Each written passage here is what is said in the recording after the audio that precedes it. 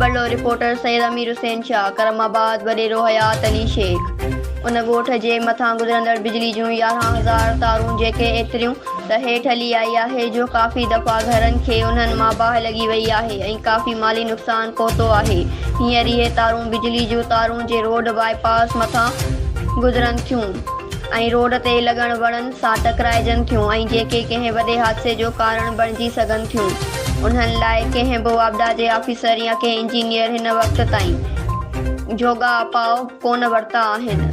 उतां जी अवाम जो चवणु आहे त असां काफ़ी दफ़ा वापदा वारनि खे शिकायतूं दर्ज करायूं पर को बि तदारक कोन थियो। असां DC खैरपुर, ADC 2 खैरपुर ऐं ॿियनि बाला ऑफिसरनि खे अर्ज़ कंदासीं त जल्द खां जल्द इहो मसइलो हल करे असां ॻोठ खे कंहिं वॾे हादसे खां बचायो वञे। News Sindh express news.